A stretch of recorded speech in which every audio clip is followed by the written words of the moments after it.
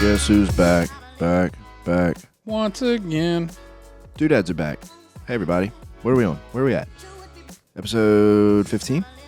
14, 15. 14? 15? I don't know. 6? Something like that. Episode 15. Episode 15. And here we are again. Back at it on the late night. So bear with us, because tired eyes sometimes lead to tired minds, and tired minds sometimes can lead to wild and crazy thoughts, but that might be what some of you came here for. And 20 pieces. And 20-piece nuggets. I'm gonna have to tell that story. But before I do, let's just go ahead and get all of the administrative things out of the way. If you haven't already, please like and subscribe to the YouTube channel. Check us out on all of your social media platforms. When you think of what it means to be a dad, or you may not know what it means to be a dad, don't come to us for any serious life-changing advice, but maybe come to us and hear our journey, because that's what we're doing, dude. We're just giving it to you raw. Raw and uncut. But anyway, yeah, dude. Nothing stepped on over here. No, ain't nothing stepped on. Dude, freaking... Yeah, dude, I came in riled up just over my McDonald's experience just now. I mean, just to save everybody some time and energy in listening to this, dude, it's just one of those times where it's like, what the fuck do you have a drive-through for if this is how this experience is going to go? You know what I'm saying? Like, I would have been better off going to a farm and purchasing chickens, chopping them up into nugget-sized pieces, deep frying them myself, and bringing them to Ken than what I just had go on in my life a couple minutes ago. But anyway, that's what we're here for. We're a team, dude. That's what we do. Yeah, I think about that, though, and it's like somebody who, I think it was Pete Holmes. Pete Holmes said, like doesn't matter who, if it's whether they got like a MAGA sticker or they've got me and Joe, whatever Let's go, side, Brandon. whatever the side of the aisle, whatever. yeah, I bet that's fun. I would, yeah. Let's go, Brandon. I had $1 for every time I've heard that in the last 3.5 years. I don't think I'd have to go to work in the morning. I've spent my entire life saying Carl with a K, and everybody thinks it's like some cute, like, oh yeah, Carl with a K. I'm like, no, it's because my entire life I've had to say it's Carl with a K. I say Brandon with a B just to be a jackass too. So you would, but no, like, and he says, like, whatever person pulls out in front of you, or they do whatever, and why is it automatically if they have a certain bumper sticker, or some whatever. And it's obviously something that you don't really rally behind or you jive with, and you're just like figures. yeah. And he says, checks out. yeah, and he's like, well, yeah, right. Like if I was them, I'd be them too. Dude, what's really funny though is that makes perfect sense, because I'm so much friendlier on the road to people with like Marine Corps stickers on their truck. Not like Marine Corps stickers for sure. I'm letting you in front of me. Army, I'm racing you. Navy, Coast Guard, Air Force, you might as well have a Coldplay bumper sticker on your vehicle.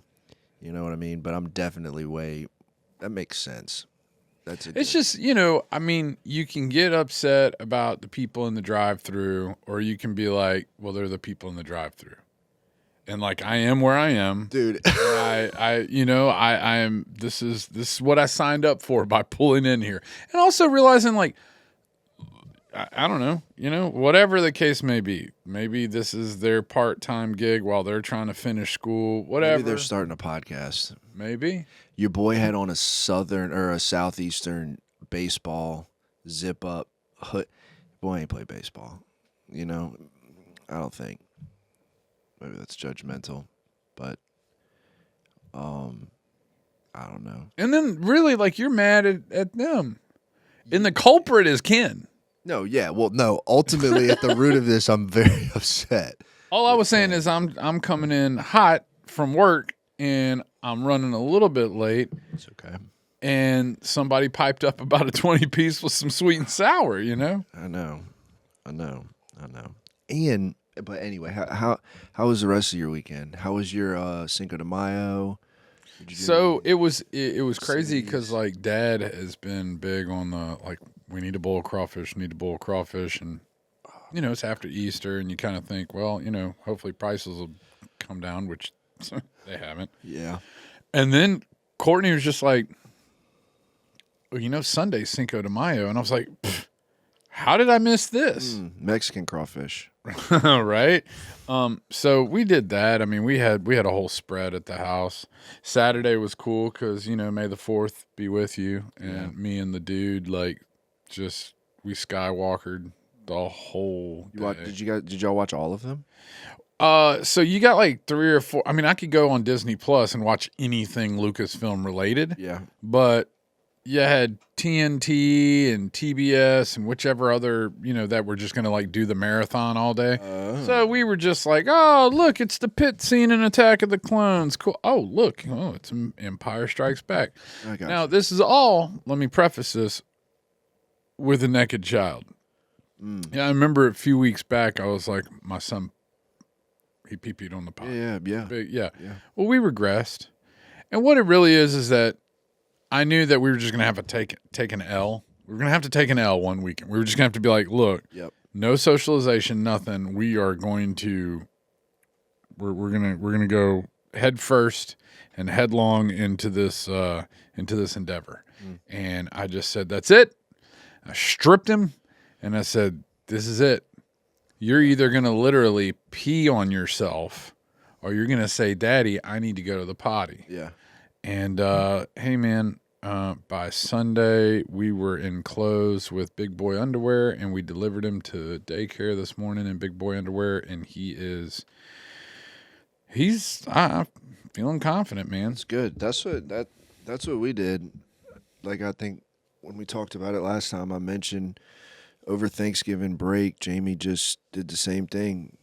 Julia stripped down. She put one of those little training potties in the middle of the living room and was like, when you got to go, that's where you go. And it was, 4 days later and haven't looked back. Yeah. And a lot of it was like the communication. Like, we got the little potty, but we kept it in the bathroom. But it was like, look, dude, when you got to go, just say, Daddy, I got to go potty. Mm-hmm. Just because you're making recognition, I'm making recognition. I'm going to come walk with you in there. We're going to celebrate and high five on such a good job and all that. But, like, that was, that's what we did this weekend. Oh, and Courtney, going through finals. So she was, and again, I don't know if I've talked about this or whatever, but it's so rad for me personally because I may have said this before, but I equate like a lot of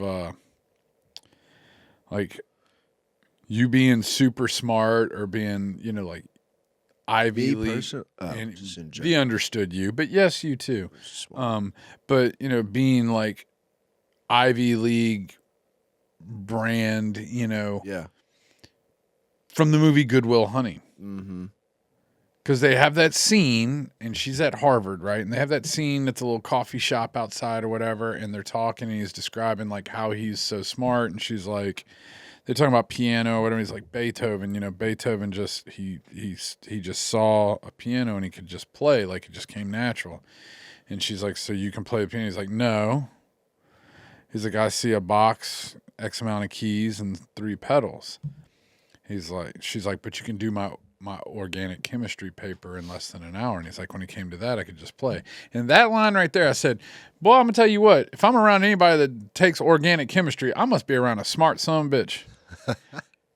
My wife was studying for organic chemistry. And I was like, man, I really did. I leveled up when I got married, Well, and I think, dude, like, I jokingly, And she's trying to be a nutritionist. And that's what's crazy is the stuff that she's like having to learn. I'm going, do you like really? yeah. Well, and like, that's that's college in a nutshell. But I just think it's honorable and admirable, Courtney, because I'd played around. I mean, well, I think my GI Bill expires here soon, but like I've played around with the idea of finishing school, and I told everybody when I was down for a couple months when I had my neck surgery that I was gonna go to law school, and the reason for that was because we just finished watching Suits, and then I realized that I could probably also just lie my way into a law firm if I really wanted to, but then I realized I'm not Mike Ross, and I also realized that I didn't want to go to school, and I also realized you can't do law school in 3 months. So I was like, I'm just not going to go back to school. You know, it's just a lot. But it is pretty cool to have the motivation to do that while also being a mother and working and being a wife. And that is cool. I think that's cool. Oh yeah, she's a superhero for sure. We went to Werlin's over the weekend, and before I came tonight, Julia asked me to talk about our weekend very specifically. She said, "Daddy, can you talk about Werlin's on the podcast? Can you talk about the Children's Museum and Adventure Quest?" Werlin's is how she says New Orleans. Okay, I was kind of there, but I was like, maybe, you know, She's from the I'm like, West is this like knock knock or something? We went there, visited some family, kind of bounced around, stayed at my sister-in-law's house, stayed at Nanny's house, and just got away for the weekend. And Nanny had something come up last minute during the week, so she was kind of occupied during the day on Saturday, and we went to the Children's Museum. Which, have y'all been to the new one? No. So it used to be in the French Quarter. It used to be on Julia Street, which is one I remember going to for field trips and stuff like Isn't that. quaint? I know, right? And so now it's, from what I can remember, that one was way cooler. This one is not bad, but for $18 per, there's no child discount. Like, your kid costs the same as you do, and whatever. She really wanted to go, but it's just kind of lame. It's just kind of, maybe it's because I'm a grown up. I was just about to say, like, you think this other one was so rad, and it's like, yeah, but also because your mind was so blown away by it, and you're talking about the $18 and all that, yeah, because you weren't paying for it back then. That's true, and inflation, but no, I mean it was fun. She enjoyed it. She also, though, she's very much she's me, dude. She's very impatient, and like once she completes one thing, she doesn't want to really. She just wants to move on to the next thing. Like, I think that some may call that ADD, but I think she's just a child. And so, like, we did the thing where you stand in this square and it's got PVC pipe attached to it, and you stand in the middle of it. And you pull the bubble. The Yeah, bubble we goes saw the up. video. Oh yeah. I did send you the video. We did the bubble, and then there's like a music room with things and stuff you can bang on and whatever. And it's like. I like his due to the viscosity as it got because as you raised it, it got closer and closer. She shrunk in. She seemed to get closer. Yeah, it was like reminded me of Donnie Darko, The Wormhole. Oh, great movie reference, dude. Awesome movie. We did that, and then we got to go spend some time with my dad, which was really cool. We went and played some arcade games. I play a little pickleball. For those of you that don't know what pickleball is, get your head out from the hole that it's in, because pickleball is taking over the nation. It's like tennis and ping pong had a baby with a wiffle ball. It is fun, but I also was very embarrassed because it's the first time I've ever played pickleball. But I fell like twice, like darting to get to the ball, and I don't know if it's just because I don't use my legs in a darty way as much as I used to, or if it's like my nerves are still regenerating from the 90% compression of my spinal cord that I had 6 months ago. I just have this image of what you're picturing is exactly how it happened. Johnny Moxon's dad going for the pass when they're in the backyard, and he's like, "Hit me, Mox, show him," and he falls. Dude, that's how it happened, and the lady pigskin. The lady that we were playing with said something, and of course, like the statement before I skinned my knees like a child was my dad saying he played college baseball, he'll be all right, and I just bust my face. But did you get up and say, "But Dad, I don't want your life"? No. It was fun. I don't want to be a pickleball champion. I would if I found some. I'm the people I'm currently surrounding myself with eat 20 chicken McNuggets at 9:30 at night. So I don't know if we'll be playing pickleball anytime soon, but if I could find some friends that want to run around and play Pew pickleball, pew pew. I'd be down, dude.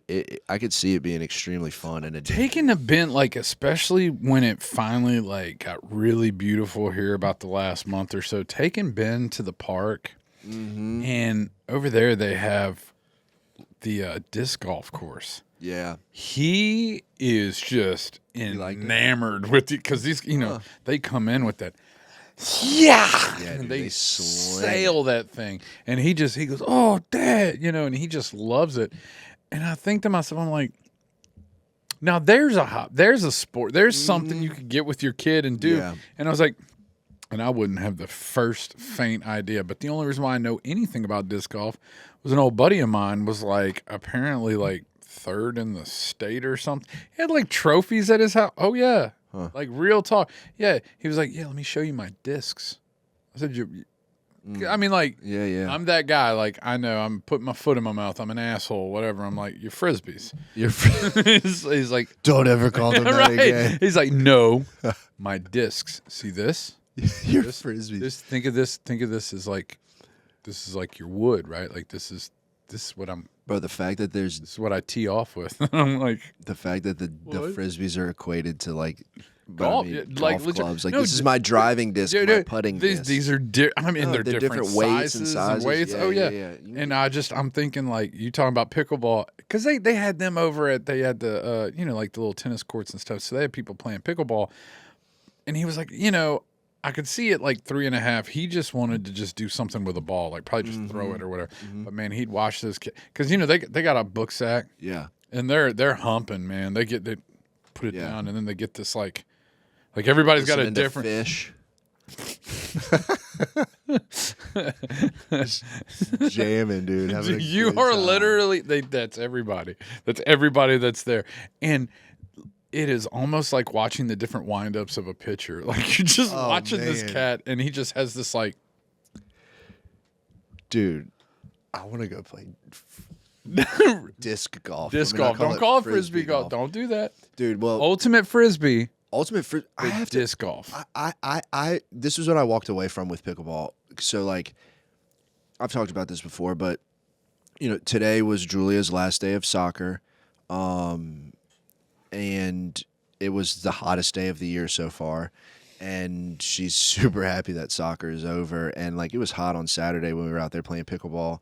But my dad got her, tried to get her hitting some volleys and stuff and whatever. And she hit it a couple of times. But like my two takeaways were, one, like my dad, like, dude, he's built for that in a way. Like, but what's so crazy to me is like both of my mom and my dad, they have such patience with kids in their respective environments. Like me and my dad are both, he'll admit this too, fairly impatient when it comes to certain things.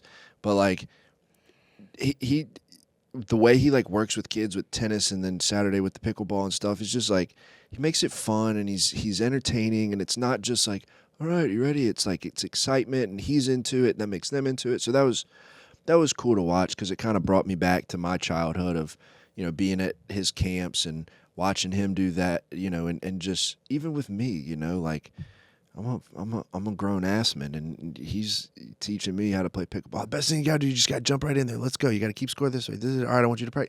And it was cool. I had a good time. My second takeaway was I've got to start running again. Like I've got to get my legs working, Son. dude. I've got to get my legs working. It is, and maybe I need to like send a secure message to my neurosurgery team and see if that's a side effect that if I'm that washed up dad now, like if I'm just that, but I think I can get it back. Dude, I've seen transformations in people in far worse shape than me. People say like best shape of my life, but I mean, I shit you not. When Courtney and I got married, I was in the best shape of my life. Yeah. I mean, better than it. Because, like, I was a stringy beanpole kid. Like, I never could put on weight. And then, I put on a little bit of weight, and I kind of just wasn't overweight or obese, but I used to be able to, like, I ran cross country. Yeah. I used to, working with my dad doing survey work. I mean, I could go for miles. for miles with pack on my back and Yeah. whatever, and I could just go for miles. And I don't know, I just I as my dad used to say, it was called rich man syndrome. He's like, that's what happens. You get comfortable, you making more money, you're eating, probably stuff. You're not on that college Right. college lifestyle, like, ramen and bologna. Right. Right. And I did, and I slowed down, and she had been, and she was like, we're getting married, we were getting married. She was like, I'm gonna get in shape for this wedding. I was like, I was down because I quit smoking, all that, and she was all about it. And so I was going to the gym 6 days a week. I was eating really good. I mean, I looked good, son. I looked good. Came back from Greece on that honeymoon.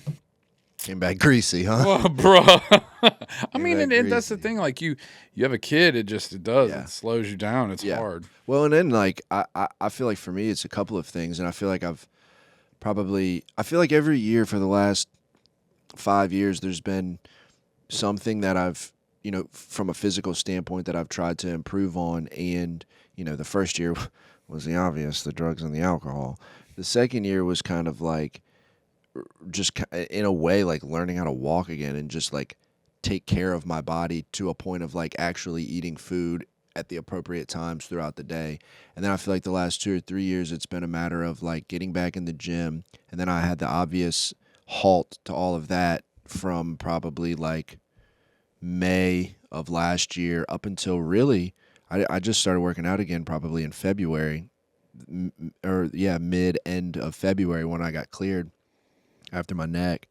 But now I feel like this year, like I really do, and I don't know if it's just me because maybe I'm a crazy person or not, but like I really do like want with Brady coming, and it's not that I don't feel this way about Julia, but I do feel this way more about now having Brady on the way, that like I want to be in good physical shape. Like as an example for him, I want to be in good physical shape for like in conjunction with my mental health, because I do like I feel 100 times better when I go to the gym at 5 o'clock in the morning, and that's the hardest part of my day is the first thing I do. And you hear people talk about that all the time. Do something hard as soon as you wake up so the rest of your day is easy type thing. I'm not going full David Goggins by any stretch, but like, and then I also, I want to be, I want longevity. I want to be here as long as I can. And, I don't have the best track record from sports my whole life than time serving in the military of like my body's been beat to shit. And so I feel like, for a year or so, I just like lifted weights, put it up, put it down, put it up, put it down. And now I'm trying to focus more on like using my body in a functional way. And, I'm still lifting weights because, when the world ends, I want to be strong enough to push my family through a crowd of crazy people. But I'm also trying to work on mobility and shit like that. And so I always think about that. when the world ends, Well, like, the zombie apocalypse, right? yeah. Like you watch The Walking Dead, and I always think to myself, I'm like, I think I said this before, like being at Tevin's or something one night, that I accepted a long time ago. I said, I would want to say if it happened today, because again, if it happens 10 years from now, I'm 53. If it happens 20 years from now, I'm 63. Like, I don't know how, but if it happened today, I'd want to look at you and say, I am resourceful enough, know the right people, people that aren't going to immediately, Sure. Just say, no, fuck you. Mm-hmm. But like, I feel like I would have the ability to last, except for the fact I wear prescription lenses. At some point, I'm going to need contacts or glasses, and then what happens? Yeah. And I think about like all these people together, and I'm sure eventually you run out of deodorant. Mm-hmm. At some point, there isn't like soap. Mm-hmm. Like there's just like we are to some degree spoiled with all the different scents and oils and things we can do to make ourselves not smell like terribly. But then if the apocalypse happened. Yeah, it's going to be a sticky place, and then you throw the scent of the zombies in there too. But it's funny we're talking about the apocalypse because I did buy an AR on Friday morning. And I've been wanting So, a little bit of a brief backstory, but when I got out of the Marine Corps, I kind of went on a gun purchasing spree, and through my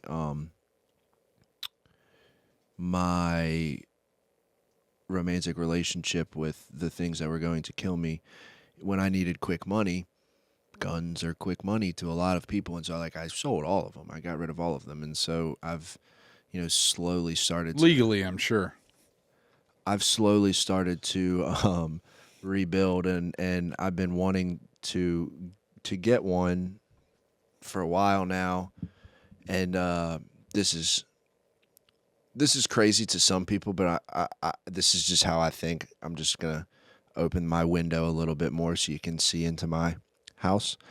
But like, we went and saw that new movie Civil War that came out. Maybe we went and saw it 2 Fridays ago. Mm. And I was sitting there watching that movie, and the Cliff Notes, the Brandon Tomatoes, it's not what you expect. It's not a bang 'em up, shoot 'em up war movie. Did y'all see it? Or No, but I get the yeah, premise of it. Yeah, the premise of it is, there are some violent Scares scenes the and war. shit out of me. It's terrifying, and I sat there and I walked away from it going, we're closer to that than we are further away, in my opinion. Or we're at least closer to that than I think we have been in probably the last 50 years within ourselves. Maybe not so much globally, between coming out of World War II and going into, the other conflicts we had in the Cold War and those kind of threats and stuff like that. But internally, and so I was like, I'd like to have it and never need it, rather than need it and never have it. And, they're super fun to just go shoot in the woods at things. And so, yeah, I went and bought one Friday morning. And my wife thinks I'm crazy. She called me when I was in there, and she's like, "What are you doing?" Shout out to A-Bear Guns. That's where I bought it from. She's like, "What are you doing?" I was like, "They've got the rifle in the back. They're putting a sling on it." She started laughing. She said, "A sling?" I said, "Yeah, a sling, like that you put over your shoulder." She was like, "So you can maneuver quickly when the world ends?" I said, "Yeah, dumbass, so I can maneuver quickly when the world ends. I'm trying to protect you and her and him, and somebody's going to wish they had a sling on the rifle, and it's not going to be me because I have one on mine, But I'm like, dude, it's just, whatever. But yeah, I did that. I'm excited to go shoot it. We should go shoot. Just go bang, bang. I'm down. I'm not afraid of guns. No, I know. I'm afraid of me with guns. I know. Well, I don't know if I want to take you shooting after our last episode. We talked about that stuff. Maybe I retract my. Can we edit that part out so it doesn't actually exist? Thank you. But no. Yeah, dude. I don't know, man. It's. I do. I genuinely I go back and forth when it comes to my family's future and my kids' future, and I do. I go back and forth, and I have times where I'm absolutely terrified of what the world looks like for my adult children and my grandchildren. And then there's another part of me that has this romantic hope in humanity and faith in a greater power that can possibly restore everyone to some form of sanity. And I don't know, but I do go back and forth, and it's something that keeps me up at night sometimes, and it's something that doesn't. And so when I'm in those moments of being kept up at night, I wake up on Friday mornings and I go buy weapons. So I was looking up this William Faulkner quote. Oh boy, hit me. It's just because it's something that I my dad told me this one time, and it was right after 9/11. I was 20, and there was nothing I remember being in 5th grade. I mean, as much as your little brain can grasp at 10, 11 years old, and it's like, we're going to war with Saddam Hussein. Mm-hmm. And then it seemed like school was out for the weekend, and I came back, and they're like, the war with Saddam Hussein is over. Yeah. Because military, our military we are 100% better than their second rate. Yeah. Whatever. Yeah. So that's my extent of understanding war. Yeah. And that's anybody's understanding of war post the boom. You know, Right. like if you're a Gen Xer or beyond, you have never experienced anything like that. And 9/11 happens. I'm 20 years old, and I just remember going like, oh, because like I'm thinking like Wolverine. I mean, they flew fucking planes into buildings, bro. Yeah. Like when I say like they did, like Who is they? That's stop the real it. question. I was 20. Yeah. Okay, that means you were 9. I was in 4th grade. Like for me, emotionally, like I remember like, bro, they didn't shoot at us. Mm-hmm. They didn't declare war. This wasn't some escalating, diplomatic argument that eventually became even what's going on with Israel and Palestine. I mean, these cats took time out to learn about plane flight, moved here, all that, and then hijacked planes and flew them into buildings. Like I'm going, these cats are about to be parachuting from the sky, Yeah. Yeah. Anyways, I say all that to say, like, I'm calling my dad and I'm like, is this it? Mm-hmm. Are we at WW3? I mean, our nukes gonna, like, couldn't fathom. And he was like, right now you trust the president, you just wait and see what happens, whatever. And I know as like weeks and months went on, I remember just thinking like, man, like this is a whole, like everything will be defined by this moment. Everything will be just like JFK being shot or Martin Luther King Right. or what, like you go like this day will be a turning point. And my dad told me this and it has always stuck with me. And the older I've gotten, the more I believe it. It's by William Faulkner and it says, I believe that man will not merely endure, he will prevail. That I am less and less concerned with the idea of like the Civil War and like my kids and all that, because I think that what I'm trying to do is build what my kids will perfect long after I'm gone and make this thing really beautiful. I think that, we were a United States of America. And after the Civil War, we became the United States of America. Like, I believe that. Like, we will always... And I think whether you're Frodo with a ring, whether you're Luke in a lightsaber, like, every great... like, Joseph Campbell, like, the hero's journey always is good will prevail. Yeah. In the end, good will prevail. So that's that thing that I, like, hold on to that, like, in the end, everything will be all right. That's what I hope, man. That's really what I hope. And I think that if I really had to get, I don't know, because I feel like I have simplified my life so drastically out of necessity over the last couple of years that like the day-to-day minutia of shit just doesn't. It's like, okay, groceries cost more and gas prices have gone up, and maybe this is ridiculous for me to say. This is just me, but like, go make more money.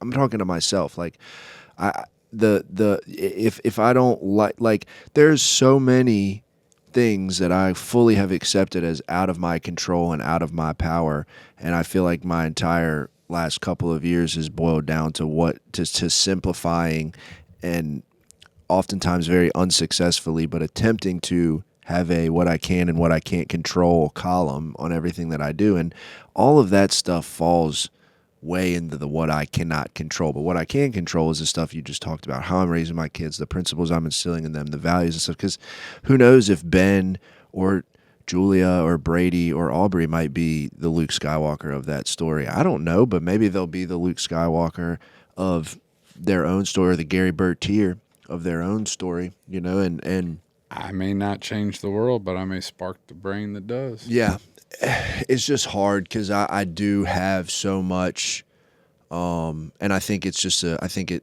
we've talked about this a couple of times on a couple of different occasions, just you and I individually.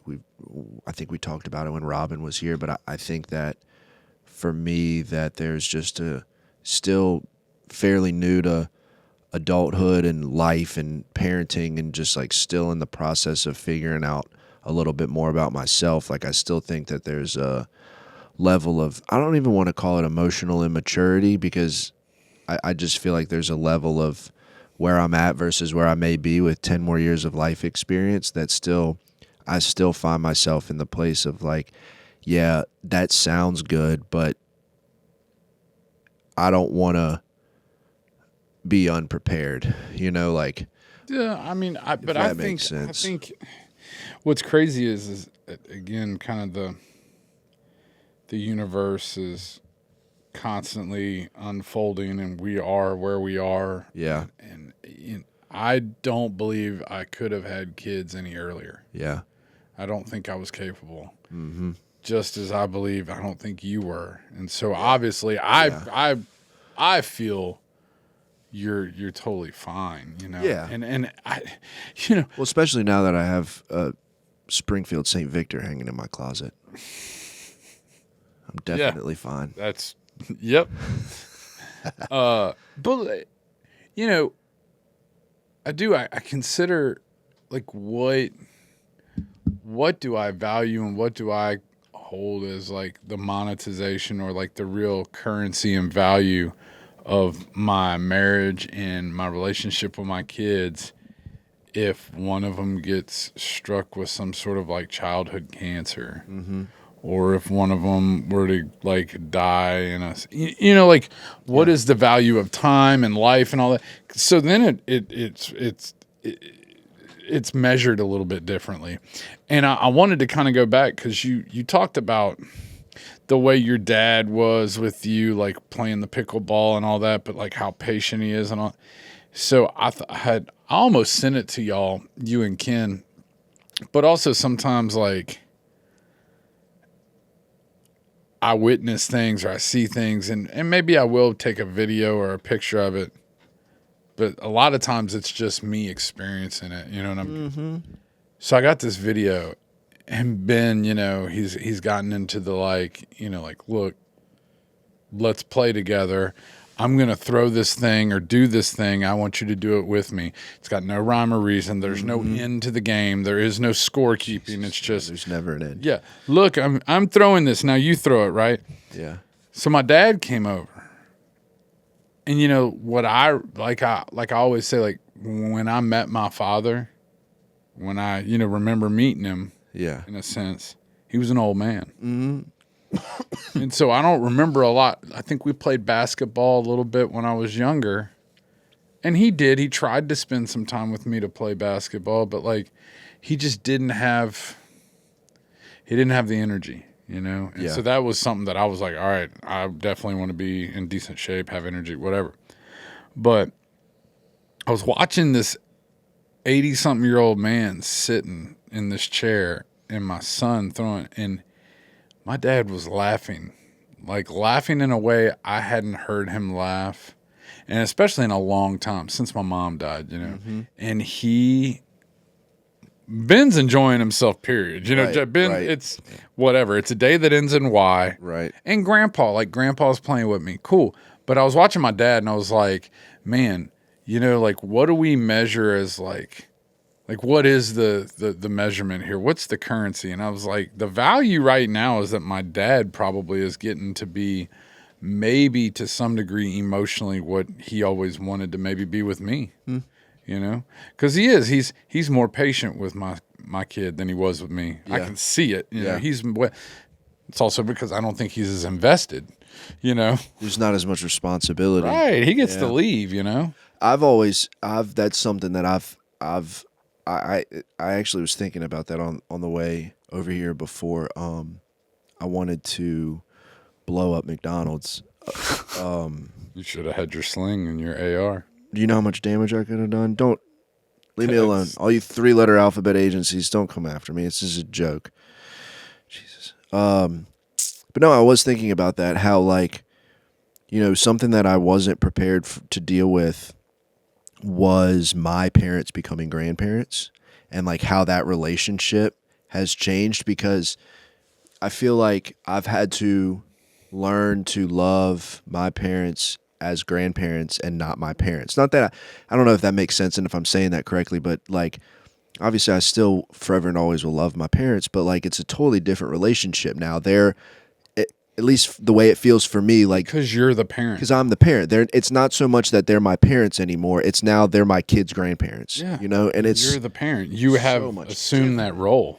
it's so much different. Dude, me and my mom, goodness gracious, we had some serious knockout dragouts the first, and thank God we haven't in a while. And it's because she finally figured it out.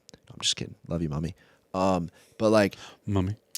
I finally just kind of have chilled out to a certain degree on a lot of things and like learned how to communicate better and learned how to back off a little bit, you know. And then there's still some things that like I'm gonna stand my ground on that like Jamie and I are mom and dad. We're you know, and like we've kind of like come to realize that, you know, some of Julia's greatest memories of her entire childhood will be with KK.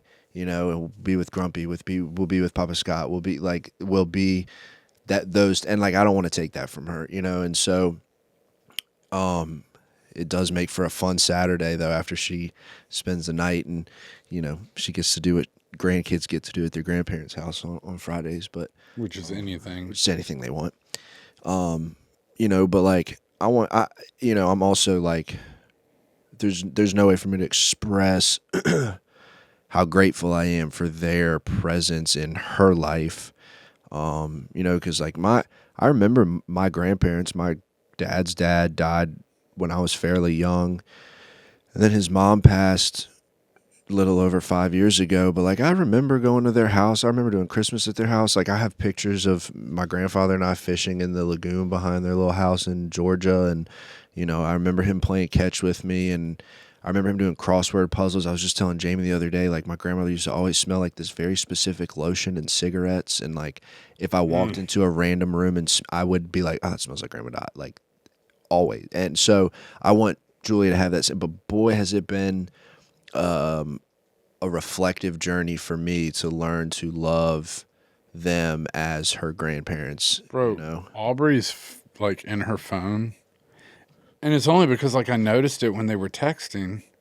Nana, Courtney's mom, Aubrey has her contact as heart, best friend, That's awesome. heart. That will 100%. You know, like, and that's, and like, kid. I'm like, I get it, man. Yeah. Like, that's your Nana, you know, and she, look, and she shows up and she's like, where's my boy? You know, and she loves Ben and, you know, she's always like, you know, giving Aubrey grief and, you know, yeah, man, like, and, you know, it pains me because I wish my mom would have, Yeah. but I'm kind of like, and then we're going to go on a tangent here. I sometimes dabble in the whole like reincarnation thing. Sure.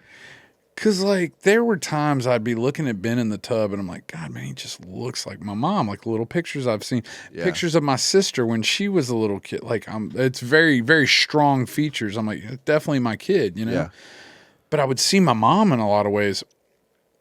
And in a sense, if there is a multiverse, if the universe were to have another place and another time and an alternate reality, and there was a Mary Margaret who grew up in a small town, maybe her dad wasn't a drunk. Mm-hmm. Maybe her dad wasn't who he was. Maybe she did have more love and compassion and tenderness in her childhood. So in a lot of ways, like it's weird because I know I'm getting a little spooky and weird, but like I look at Ben and I'm like, man, if I can give you everything that I think like any child deserves, namely maybe somebody like my mom, you know, because I don't know, she was just such a sweet woman. I talked about that at her funeral. You know, my sister spoke and then I spoke, and my sister did a very like traditional like story of my mom, you know, and what she was and what she was about. And I took the word obligation, oblige, obligatory, and I was like, this word, my mom was anything but. She never like everything she did. It never felt like it was an obligation. Like she made everything feel like she was overjoyed to do it. And so it's like, man, like I really wish she could have like hung out with Ben, because he would have like met the woman who sewed my little Superman cape and just, but I think that's also again, maybe the currency of being a parent. Like you recognize while your parents are now the grandparents, but like you get to have like the most rad relationship with this thing, this Yeah. being. This bean, very much a bean. Yeah, it is, man. It's and then I wonder too, when because it's the entire focus has been on Julia since birth, and now we've got the other one coming. So it'll be interesting now, and I think that not that Julia's the first girl in the family, that's the dance and all the princess shit and so like there's some new stuff and it's new territory, like I know my mom absolutely will be. You know how many freaking baseball games she sat at? Like, she will be at every one of Brady's baseball games if he chooses to play baseball. Not that he has a choice, but she'll be at all of his. And just like she was at mine and both my younger brothers, and she'll be there with, probably a few more wrinkles and gray hairs, but getting her tan, cussing out the umpires and, whatever, which... Your mom's that mom? No, not really. I don't want to paint her out to be that mom, but she's she's funny. She's very vocal. Watching her and my stepdad at sporting events is so funny and different because he's very quiet and to himself and then likes to talk about all of it after the game. And my mom is very much, let's talk about it at the game, in the game, to the person that's screwing up the game.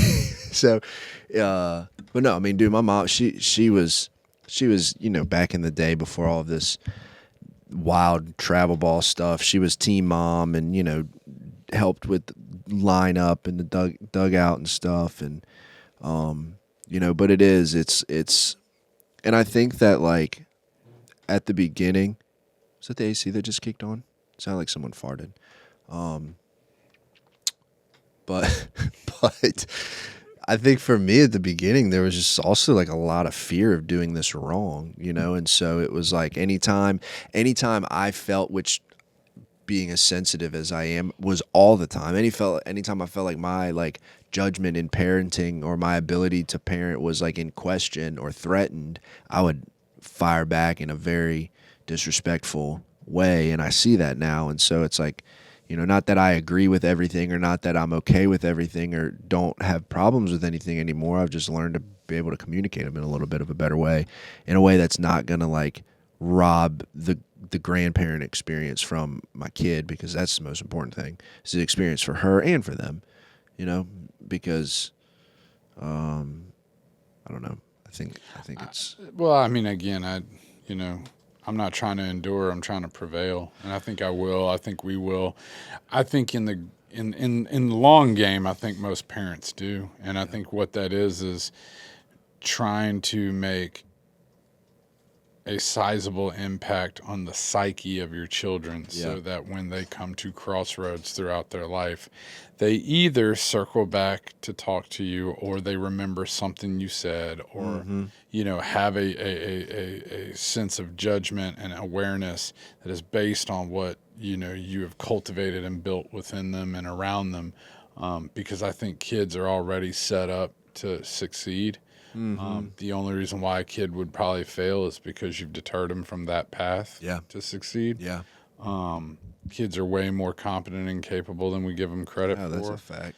And so I always say, like, man, we're going to be just fine. I think so. No, I think so. I think we'll be okay.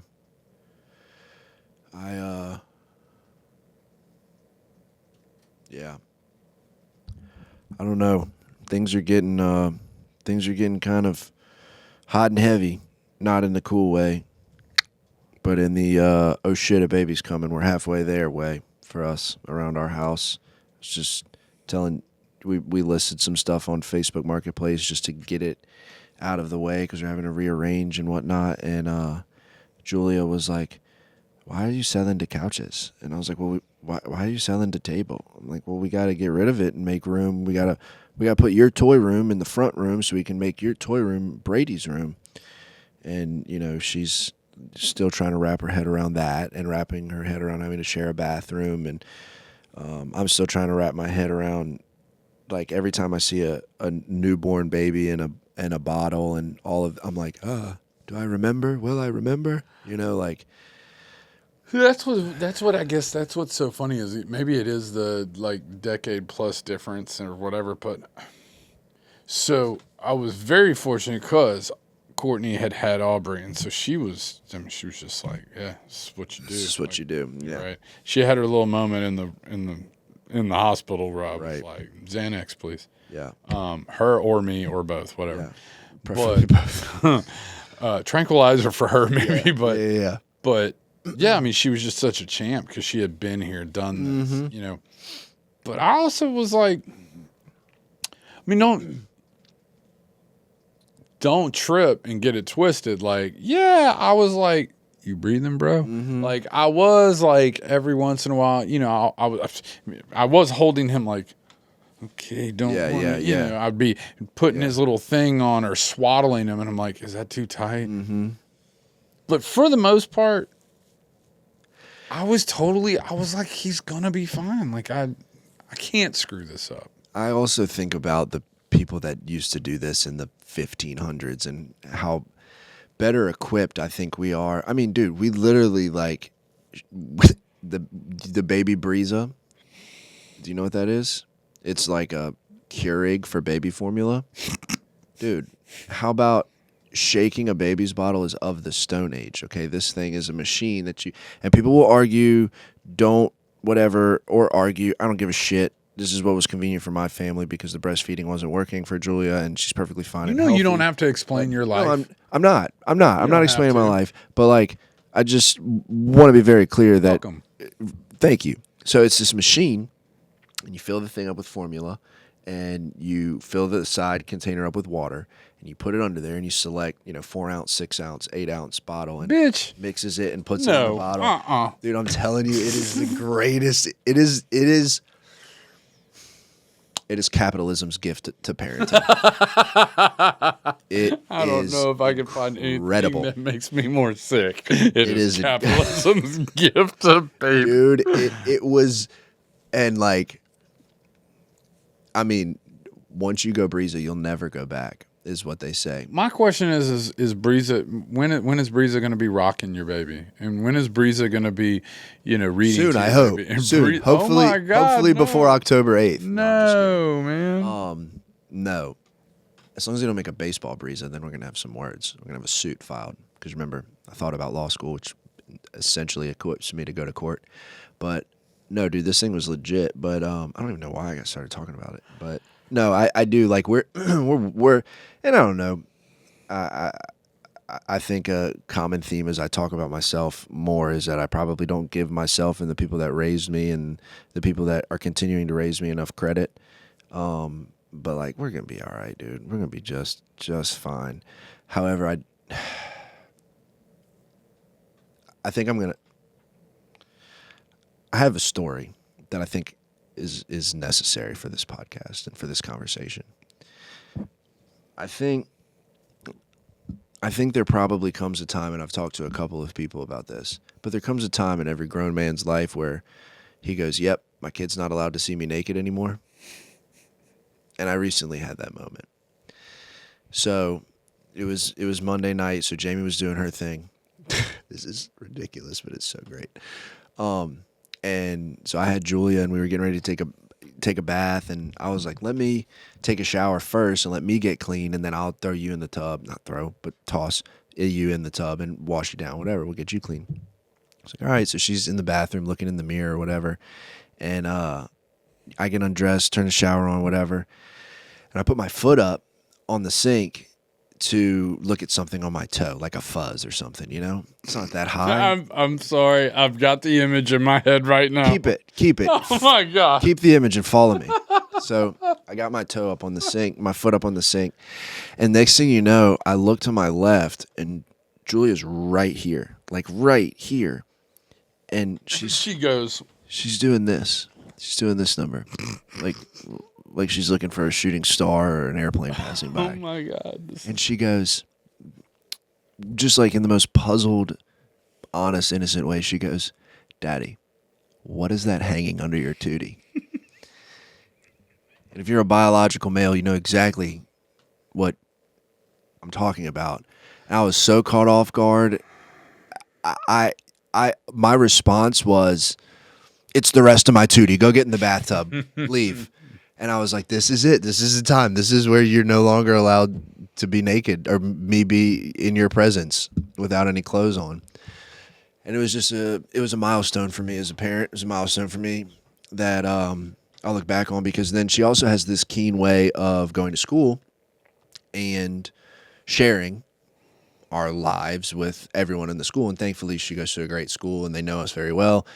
And so CPS has not been called, but she goes to school one of the following days, and my mom has the under 1-year-olds like 2 days a week.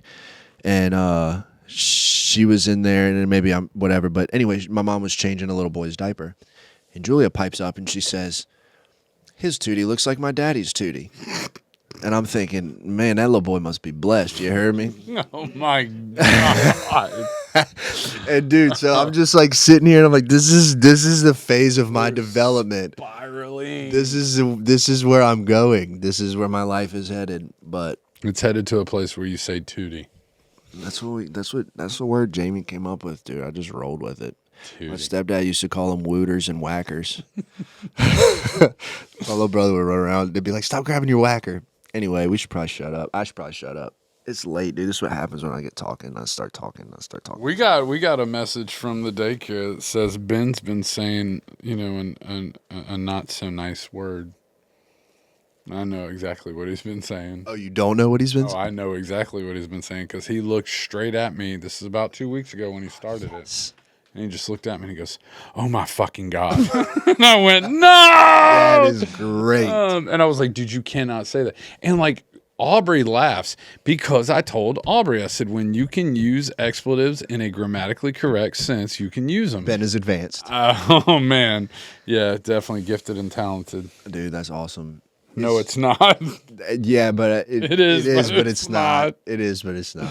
So now he's just going, "Oh my gosh. That's Oh my gosh." I'm like, we can roll with that, dude. yeah, we can keep that. It's just because I don't want him rolling up in there and saying that. And Right. they're like correcting him. And then they're saying, "That's not nice." And I'm like, I don't know. Yeah, nah. No, I get it. Like if he's walking up and he's, punching kids in the face and kicking them in the dick and, pulling cats' tails and setting frogs on fire. Little Or whatever. boys do though. To some degree, up until they're in the garage, like dissecting them. Jeffrey Dahmer much? Right. Like that's, like where do we... Telltale sign. I'm just saying. Yeah. That's funny, man. Yeah.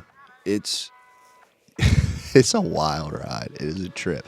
That's probably one of the funnier experiences that I've had recently was that foot on sink moment. But anyway, where we at? What we got? I don't know. Should we wrap it up? What do you think? I think it's been wrapped. Wrapped? Yeah. Just like Put a bow on it. Check us out on all of your social media platforms. Thank y'all for tuning in. Like and subscribe. Hit the bell. Leave a comment. Don't leave a comment. I don't really care anymore. This is for us. Fuck This is 'em. for us. Love you, dude. Love you too. And your tootie. Yes.